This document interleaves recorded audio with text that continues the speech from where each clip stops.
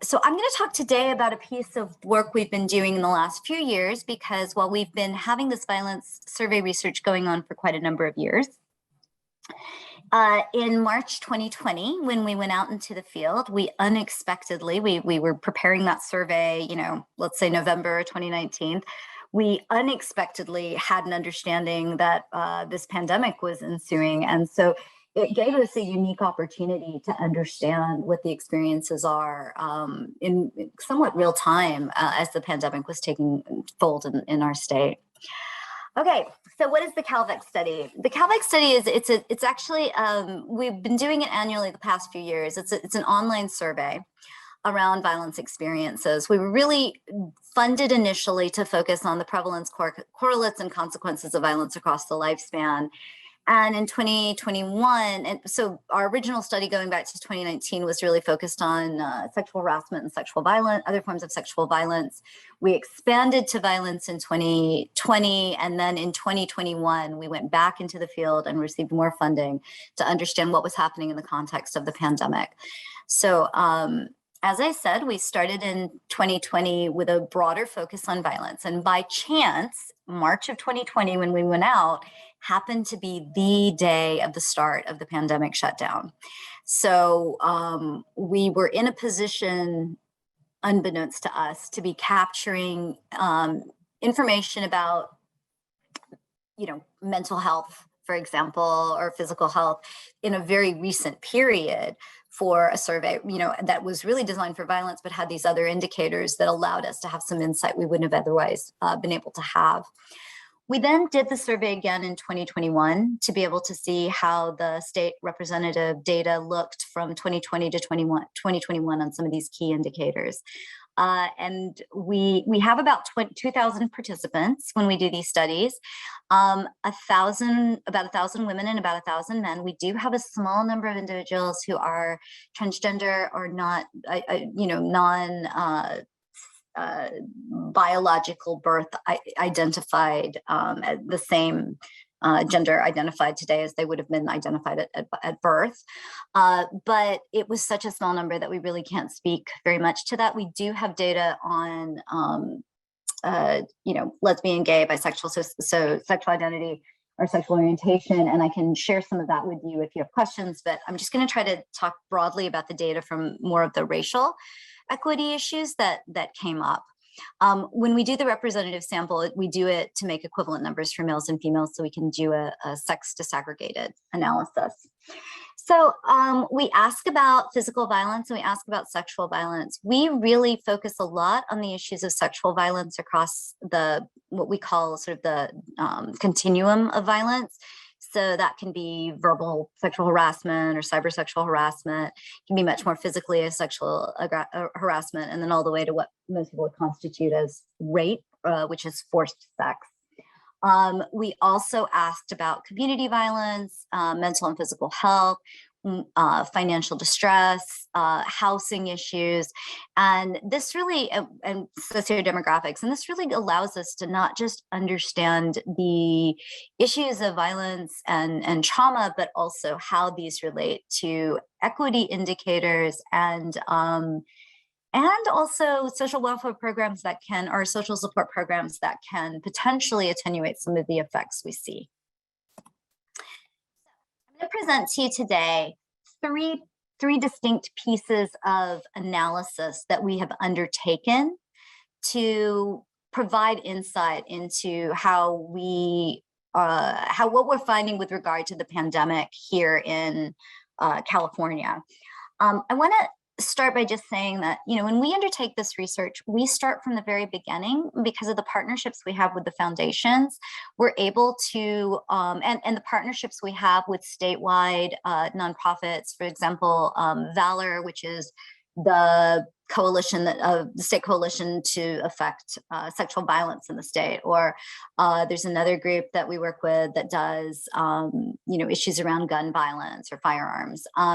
So we try to work with a lot of constituency groups, stakeholders that are able to take the data that we generate and translate it into meaningful action on the ground for the state.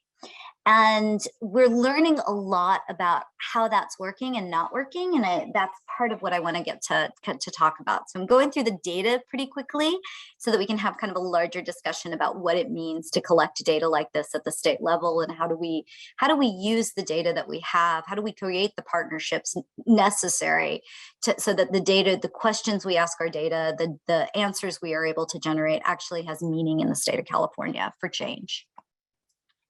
All right, so let's start with the 2020 study. We had a 2020 study.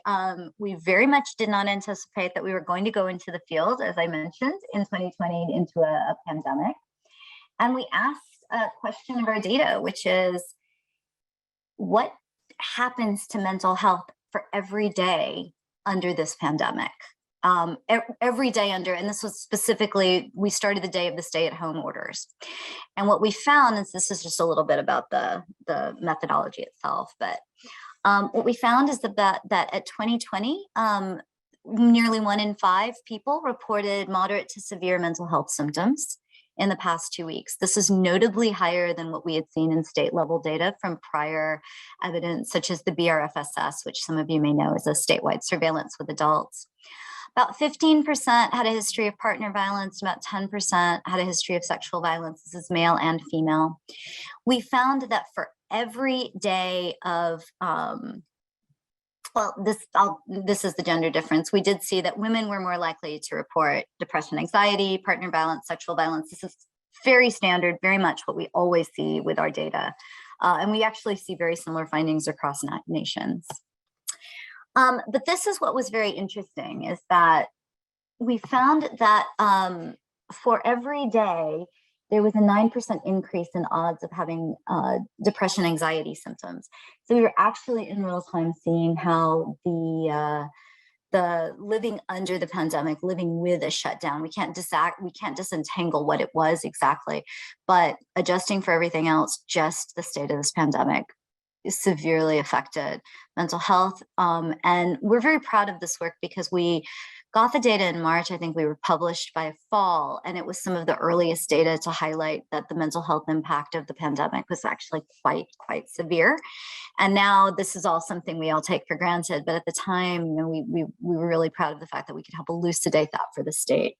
We also found that violence was associated with an increased risk for these mental health outcomes. And importantly, we found that support mitigated observed effects. And so what we were really finding very early on, and what we've continued to sort of ally with different groups around, is the fact that the mental health toll of this pandemic is far greater than what the mental health system can take. If any of you have patients or people in your lives that are trying to get mental health services, this is particularly true for younger populations because they may not already have been tied into care. It's very difficult to get mental health services right now.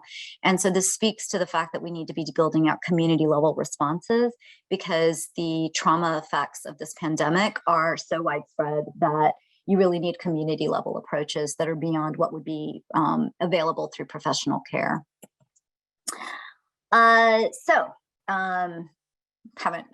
We'll keep going through, and just to let you know, this, oh, look at us. We got the data in March and we published in August, even better than I thought.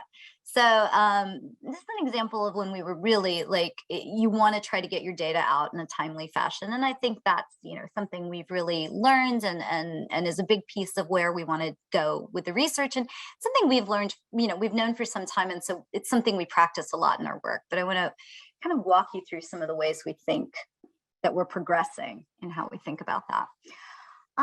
Another issue that we did with the 2020 and 2021 data was to understand how there were changes in experiences of violence, financial stress and distress, and mental health. And surprisingly, so one might have anticipated is that we would see an increase in violence. And what we found, if you look at crime data, and I'm sure you've seen this in the field, FBI data supports this, there was in fact an increase in violent crime during this time frame. There was also an increase in gun purchases, and in many contexts, we've seen an increase in gun violence. When we looked in our data set from 2020 to 2021, a lot of the data on the increases in crime came out in 2021. at the end of, or in late 2021 and 2022. So this is a little bit earlier than we started seeing the crime data start to get out there. We were already seeing that there was an increase in physical violence, but really importantly, that effect was significant for women, where we saw a doubling in the experiences of physical violence of the past year. And we saw the strongest effects in Latinx women. So it was significantly stronger in Latinx women than we saw with white women in our state. So one of the things we know is that everybody went online. So this should not surprise anyone. With increased online usage, we found a significant increase, again, a doubling of cybersexual harassment. And again, we saw a greater impact for Latinx compared with white women. We did not see a change in mental health symptoms. So remember, I said in the beginning of this pandemic in 2020, we saw this very dramatic increase and very daily level increase. It sort of hit a ceiling effect and stabilized. But what I want to highlight for that is, look, it went up and it stayed steady. So this population level increase in mental health is not declining, which means that we have got to start moving towards an alleviation that builds beyond, as I said before, the current practices of trying to get mental health care out to those in need, that we have to start thinking about triage, and we have to start thinking about community level supports for mental health concerns. We did see an increase in physical violence. I'm not presenting that here, but we did see that.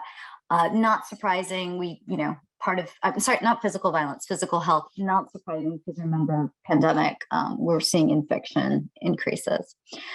1 in 5 Californians reported an increase in financial hardship, very specifically due to the pandemic. One of the biggest findings, and I think one of the most important findings from a policy perspective in this regard, was that we did see an increase in evictions. And that increase in evictions was very specific to Latinx populations. And I highlight that because legally we were not supposed to be doing evictions in this time frame. So really, really, really important finding about the vulnerability of certain populations to, despite policy changes that should have allowed for protections, actually did not affect us, at least this population. One of our great sources of pride is that these data on sexual harassment, and this is from across the 3 years of data, as well as the data that we had showcasing that we were seeing an increase in cybersexual harassment, which we launched that information fairly early on, has recently led to a recommendation of legislative from our California Assembly to legislate to increase our understanding of this issue, and also sort of a statewide programming to try to affect it. And we don't get this sort of thing often. We're very, very proud, but if you can see this, is that we were actually featured, our work was actually featured in the state legislature. And that sort of brings me to my next point, which is, let me go from the current slide, that it is so great that we were able to get out data, but it is completely at another level to feel like we can have sort of policy level influences. I'll just go through this one very quickly, which is that we did have some longitudinal data from our panel study. And what we found was that with regard to sexual violence, which included sexual harassment, the numbers start getting really small with the longitudinal data, because we only had about 250 people that were able to, that we had data from both 2020 and 2021. And I think it's really important to see that there was, and we saw the violence. We wanted to understand like ongoing violence versus new violence. And what you can kind of see is that there was a really notable increase. You can see that the increase in violence over time, that there's a lot of new violence happening in the lives of women as a consequence of this pandemic. And it was not largely in the form of a rape, of forced sex. It was largely in the form of like sexual harassment and control measures. One of the things we think is really important to start thinking about with regard to things like evictions is we know that there are cases where there's quid pro quo sex that was part of what drove what elevated some of these issues. And as financial hardships come in, those kind of things can happen. And corresponding with this, what we see is that among women, economic deprivation was associated with both ongoing and new sexual violence that was experienced under the pandemic. So again, just really linking these issues that are disproportionately affecting Latinx populations, that are very much getting driven up under the pandemic, that are very much tied to increasing mental health concerns and being driven by, in part at least, economic deprivation. Okay, my last one, and I know I'm going through this quickly, but we'll do a big conclusion, and I'm happy to share the slides with anybody. Okay, we're talking about what are these effects in Latinx communities. This whole period of the pandemic was also happening at a time of enormous racial reckoning in our country. Certainly the Black Lives Matter movement, but there's also been a lot of recognition of some of the violence that's happened against Asian Americans in this country. And then, like I said, we were finding these really important findings with disproportionate burdens in Latinx communities. So we really wanted to understand what the experiences of discrimination look like in terms of some of these key outcomes that we know are happening for the pandemic. So both experiences of violence and experiences of mental health. Just during 2021, if we were looking at sort of experiences of discrimination, about 1 in 4 of our respondents, and that included respondents across all racial ethnic groups, and it wasn't specifically related to discrimination, but based on race ethnicity, about 1 in 4 people feel that they regularly experience discrimination in public spaces. As you would anticipate, this is disproportionately represented by our minoritized populations. About 1 in 10 report major discrimination based on race. And that major discrimination you might think of as institutionalized discrimination. The everyday discrimination is like being followed in a store, or what some people might call kind of microaggressions. These major discrimination are things like not being able to get a loan, for example, being denied housing, being a landlord refusing to rent to you. 24% said that they had major discrimination because of other issues. Age was actually the most common one. I was going to think it was sexual identity or a disability, but it was age, and it may just be that age is, more people have age, so at some point you might have had it. We also included in this the practice of policing, and we found that 14% of people were approached or stopped by police in the past year. We did see racial differences in that. Interestingly, policing was most likely to be reported by Latinx communities in the context of California.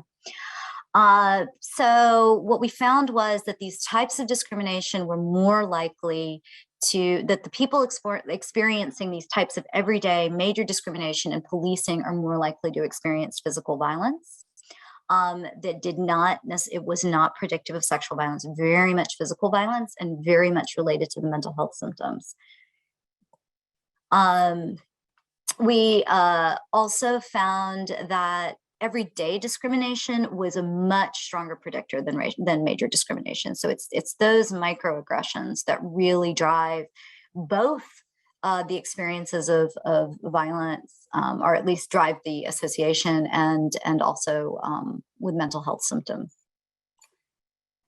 So what do we see from a big picture?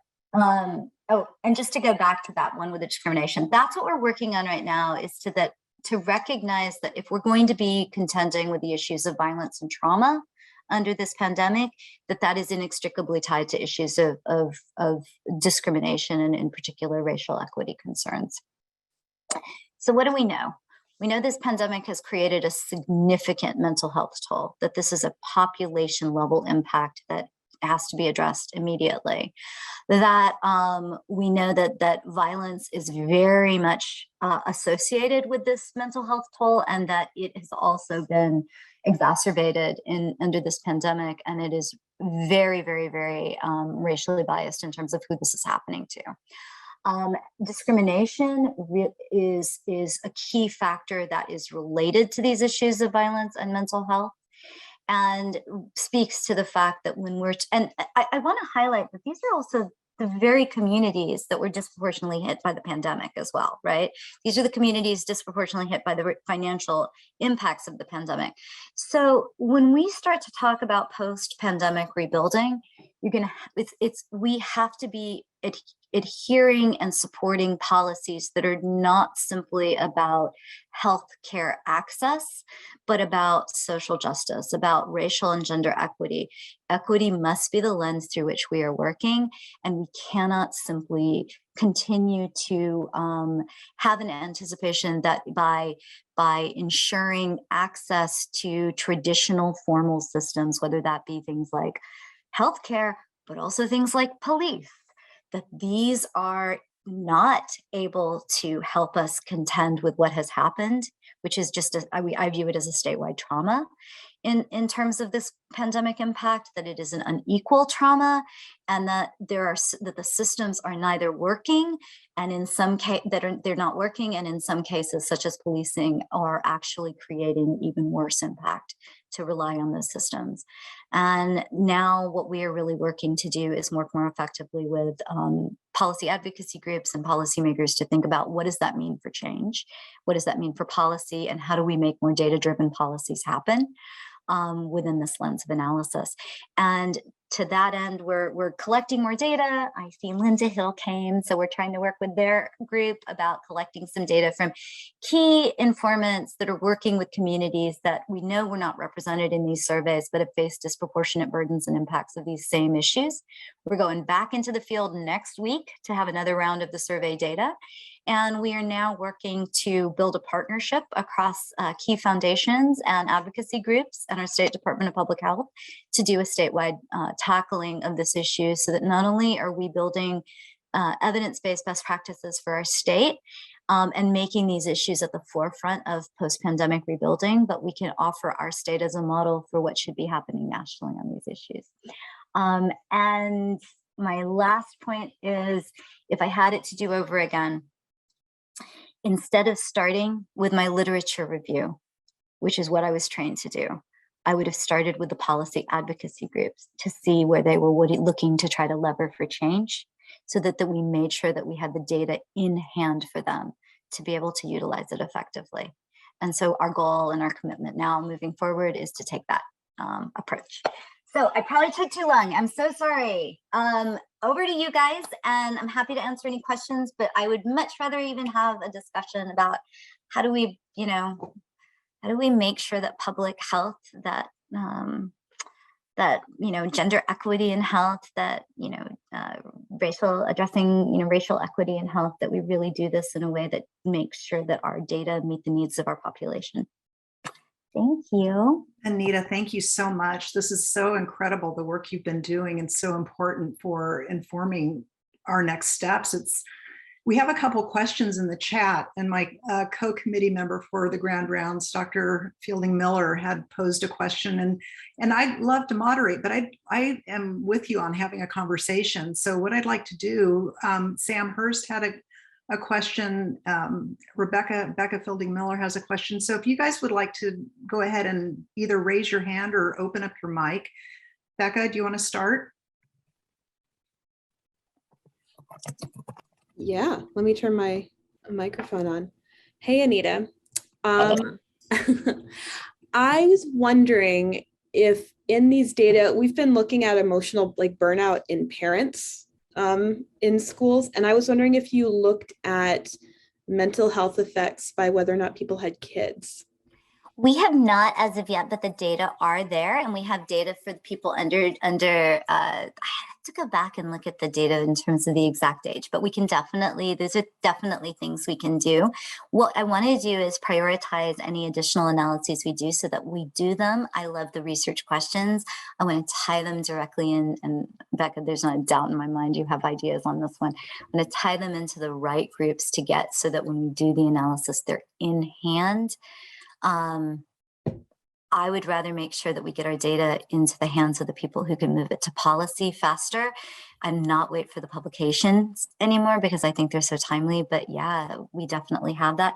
If I had it to do over again, we're going out in the field. Becca, we just put some stuff into the data we're going to collect in Uganda, Kenya, and India on some of these issues. And we put in that access to childcare, which we're very excited by, but I am sad to tell you, we did not think about that in time for this rollout in California.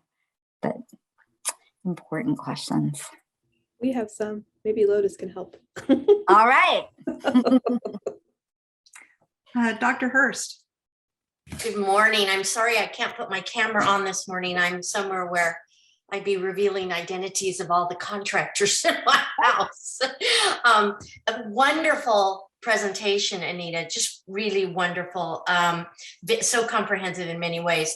I'm curious whether at any point you thought about or did include any data from the communities on religiosity, the degree to which any of these folks drew on that or found that during these periods of anxiety and not knowing what the future had in store for them during COVID, did they rely on that? And do we have any measure of whether that's kind of going up or going down? And unfortunately, it's a bit of an assumption that we'd see it more in cultural communities, and I don't want to state that as a bias. I am unfortunate. We get 15 minutes, so we don't have it. I'll tell you what we do have, and it's really hard. It's not quite the same thing because this is about the social support, but it's also about sort of ideologies, the religiosity question. We got political party information. We do have data that asks about if experiences of violence occurred, what kind of supports did you get?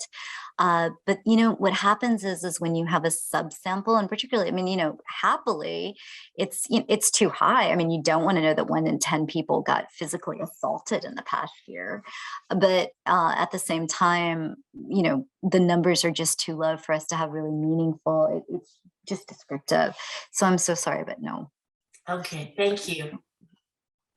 Dr. Nadora. Hi, Anita, great presentation. A couple of questions. One, on the 75% that are on the upside, I would say maybe haven't experienced as much injustice or discrimination. What are your thoughts on the positive or resilience aspects to this work and how that can contribute to moving the needle?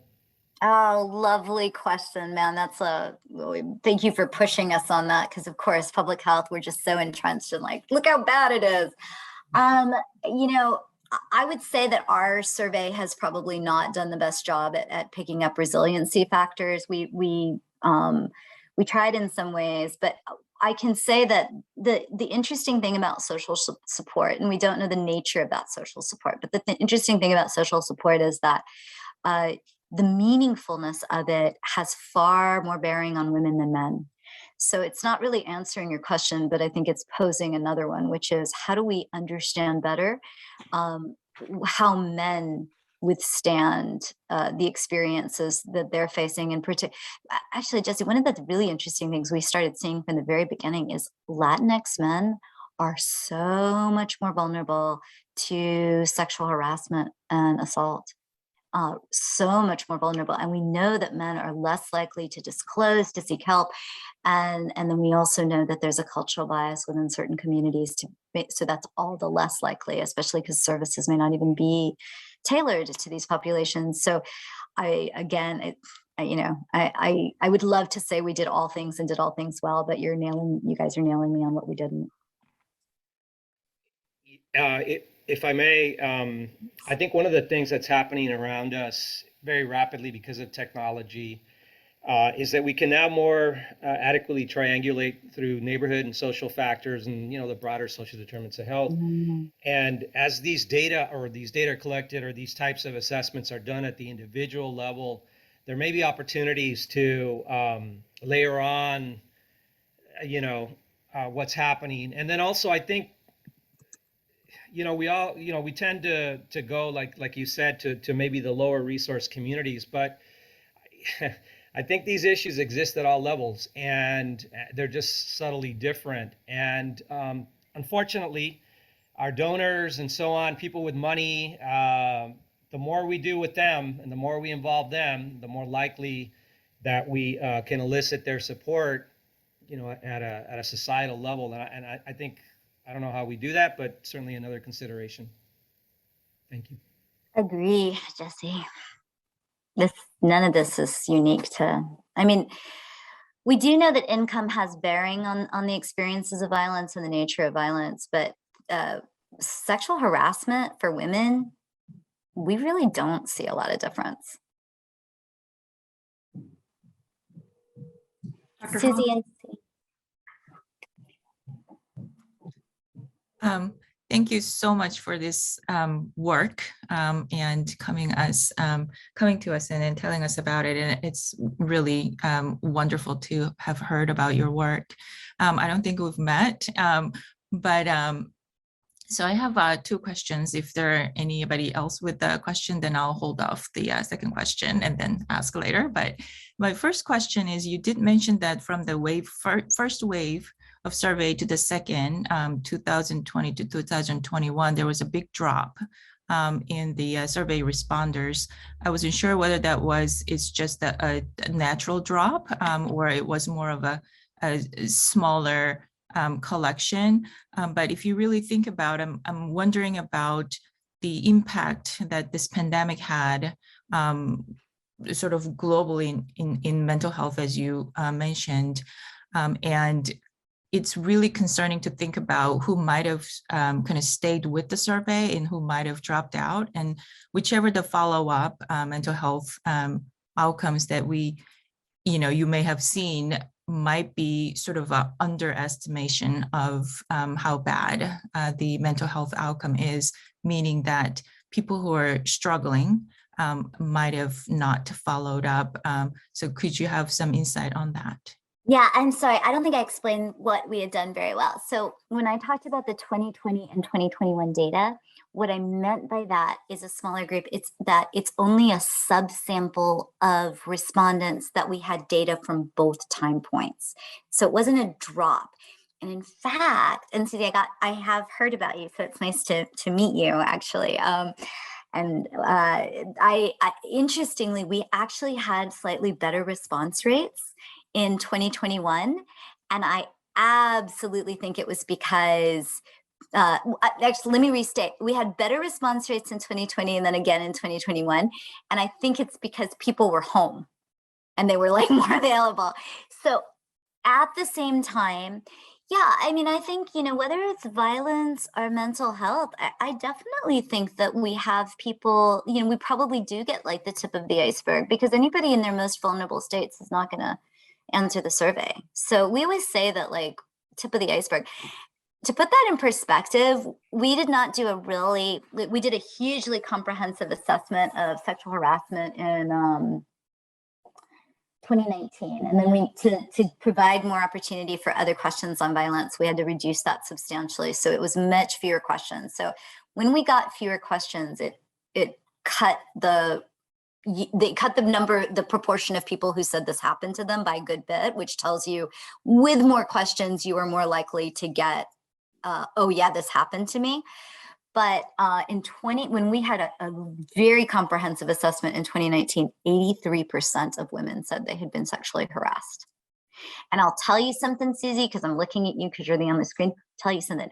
I don't know if you feel like this, but I was like, for the other 17%, where were you going? I don't know. Like, how did you avoid this? Yep. We're laughing out of despair, right? I mean, that's just Absolutely. Really alarming. And if we ask questions, then we will find out. Yeah. I think a lot of times we kind of don't or are not aware of it because we didn't ask questions, or the way we asked questions really didn't jive with them in terms of trying to get responses out. But thank you so much for that answer. And Susie, did you have another question that you want to go ahead and ask? Yeah, I will go ahead and do that if there isn't anyone else. I will follow you after your. Okay. So Anita, I was thinking about how this is an enormous undertaking, but do you think there's a chance of following this up virtually, obviously remotely, kind of in terms of any type of health behavior or type of interventions for this population that might be sustainable? Thinking about how really what you mentioned about mental health care, a traditional service access is really difficult. So I was wondering about there's an opportunity within this context of your study that there can't be any kind of intervention component. Yeah, so in the context of this study, I wouldn't highly recommend an intervention component embedded, primarily because we couldn't do a very effective evaluation. However, like an individual intervention. However, I think there's a lot of value with the rollout of broader interventions. And this is where we hope our data can influence policy with regard to, for example, I am deeply concerned about high school kids in particular. I think that the mental health toll on the high school kids, even though our study is with 18 and older, the mental health toll on the high school kids is just, it's enormous. I guess I just anecdotally just know too many kids and too many parents really, really struggling. And we want to help utilize data like these to help support the understanding that this is so pervasive. And then you also have the adults in the household affected. So how can we be supporting schools and community-based programs in that regard? So I see this more as being able to help people who want to get those programs funded to be able to advocate for that. And then I see the value of it in terms of, okay, now that we've launched statewide campaigns in this regard, do we see a difference in what we're seeing in California relative to other states? And that's a big goal of mine in terms of how we're looking at these issues, is to start being able to capture how we as a state could be at the forefront of a more comprehensive approach to intergenerational violence and trauma and mental health of our populations, and how that intersects with issues of racial justice and gender justice and certainly economic justice. That is what is supposed to happen with the bill, actually, is that it's designed to have these baseline data that we had and then periodically go back and do the assessments, but support funding for community-based interventions.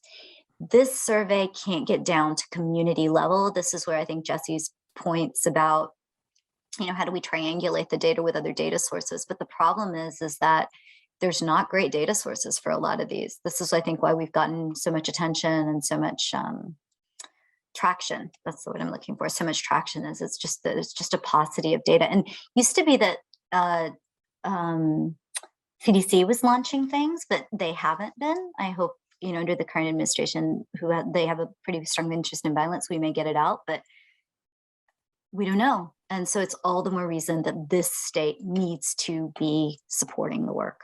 They need to be funding the work because we don't have data. That was a long answer. So, my question builds on that a little bit, because, when you think about what is the solution, and there was already lack of access, people waiting 3 months to get an appointment, not enough therapists that looked like the people that needed to have access.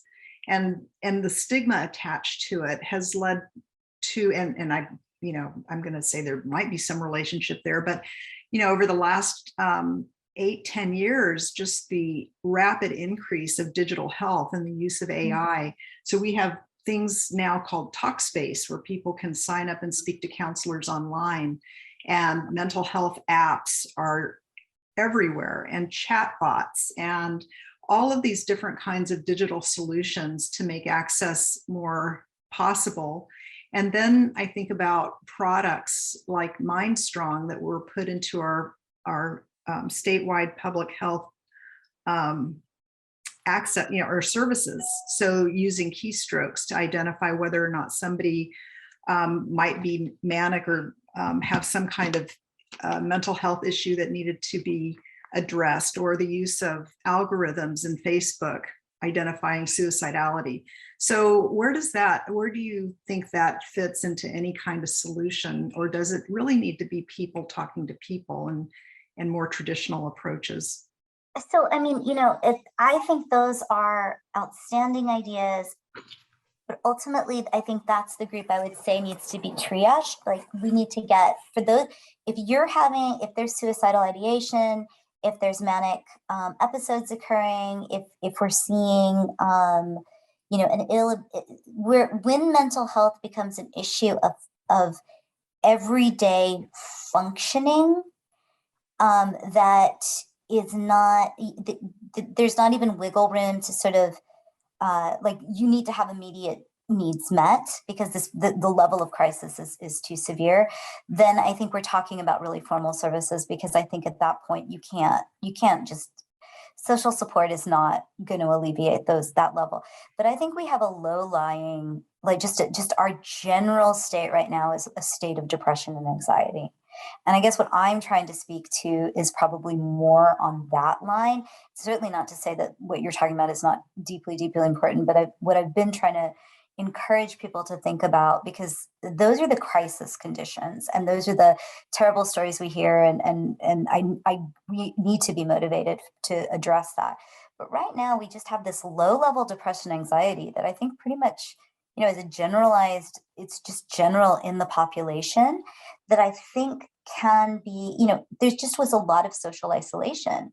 And with the social isolation and the degree of social isolation in combination with just a kind of almost a political rawness around, do you mask, do you not mask? Do I hate you because you vaccinate, or do I hate you because you don't vaccinate?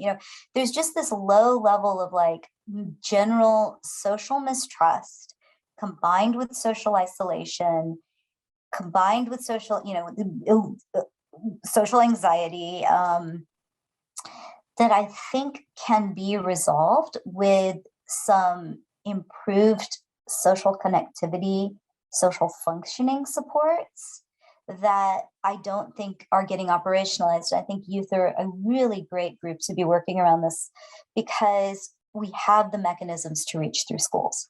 We have the mechanisms of connectivity. So it's certainly not to say that I don't completely agree. And I think that I'm not thinking about a very specific intervention. I think that I would love to see the creativity just flourish. I hope that our data help inspire that flourishing. And the best way to be inspirational is to inspire our legislator, our assembly, to fund programs, to inspire our foundations to fund community-based programming to help alleviate the damage that's been done in these ways. I think a lot about it with the health systems right now. People have left, people have died and people have left from healthcare. It's horrible what we have put these people through, and they saved our lives. And what are we giving in return? Are we thinking in any way about how to institute within a health system, within schools, within all these institutions that needed to continue to function? Are there ways we are supporting them to function healthily, happily, with quality of life? Or are we just saying, get back to work? And by the way, you're short-staffed now on top of it. Yeah, it is a crisis. And I was watching a program this morning that was talking about, instead of exit interviews, you have retention interviews. Like, what do you need to be able to stay here? How do we construct your work? And they give people incentives for actually staying offline when they're on vacation, and really trying to do things that promote self-help. And it was such a novel idea. And I was watching it thinking, wow, that could just be a game changer for organizations. Sam, I saw your hand up a minute ago. Did you still have a question? It kind of follows what you just mentioned now in this idea. Anita was talking about the need to triage, looking at the scope of who's affected and how they're effective. But this mindset that's moving, I think, to retention is an important direction, I think, to put more energy into, from the standpoint that we also have to determine how much of what we're seeing, the data we're collecting, is just a natural outcome from a long and drawn out traumatic experience that handled more along the lines of retention people could naturally recover from. And then what part of this do we need to medicalize and put more effort into those kind of services? I agree with that fully. I also, can I just say, like, at the very top of your shirt, it says kindness is everything. And like all in on Black Lives Matter as well. Definitely. But I think that the notions of kindness, that's like one of the things that we, as you know, in our center, we've really worked on, because we were doing like, let's have tea together. There was a talent show we did, the silliest things. And I think it was one of the reasons we really survived mentally in a more supportive way. But that's not been the general that's not the general approach of work environments, and that's not the general approach of educational environments. And so I think there's a lot we can do that can have a long-term benefit if we're smart. I have one more question since I don't see any hands up. You mentioned that gun sales increased dramatically, and you also said you had data on political affiliations.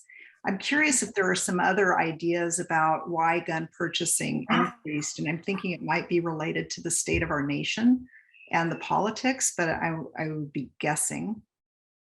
The greatest increase in gun sales in our population, in our sample of Californians, was in Blacks and Asians. They had the lowest rate of gun ownership. They have the lowest rate of gun ownership. And I absolutely think that there was almost a mindset of, I kind of get it. These militias were like, that's crazy. I didn't know there were militias forming like that, And so I think it did create responses. I do not have the number, and I don't know if Nicole Johns, who runs all our data, has it handy, but I think we wanted to understand people's engagement in movements. So we looked to see what kind of political movements people attended, and if they attended, and what their beliefs were. And then we asked the question, did you take a gun to the movement? Because a lot of people were going to different events, and it was a staggering proportion of people taking a gun to these things. And it was not as politically aligned as you would have thought. Interesting. I was aware that it was increasing, but interesting or disturbing, Camille? Which part? It is. It just seemed like so many people that in my neighborhood, which is kind of, I don't know, I live in South Park, and so many of my neighbors were talking about getting weapons. And I was like, why? Wild, right? It was just bizarre. Yeah, and California has some of the most restrictive gun laws in the country. I know I promised Cheryl I was going to full on support you guys to get to your faculty meeting. And I'm sorry we did not discuss more. I just think there's a bigger discussion than we in public health should be having about like how we were trained to do our work in terms of looking at literature and understanding a research question versus where's the opportunity to leverage for impact. So I hope we can. And I love that, Anita. So thank you so much for being here. But I really loved your point about starting with what the policy people are looking for and thinking about how do we meet the needs of the people that can affect change in that part of our ecosystem. Thank you, Camille. Thank you, everybody. You guys were so engaging and warm. We really appreciate it. And our data is, we are believers in everything being public. So all of our data is fully available to anybody who wants it. We just have to ask us because we like to know. Yes, thank you, Anita. You have honored our time commitment, but as I predicted, this was going to be a lot of discussion with you. So come back anytime.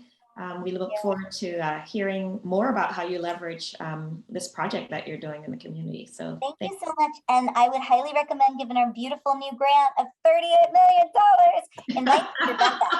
Invite Rebecca. Let her tell you about Agency for All. You guys will love it. And we're always open for collaboration. Again, data's open. Everybody, we want to be colleagues. We don't want to just be, and we want to be partners. We don't want to just be like, neighbors. absolutely, absolutely. All right. Thank you. Thank you. Thank you, Camille, for organizing along with the team. Yes. Thank you, Camille. Bye, guys. See you guys. Very much. Bye. See you at faculty meeting.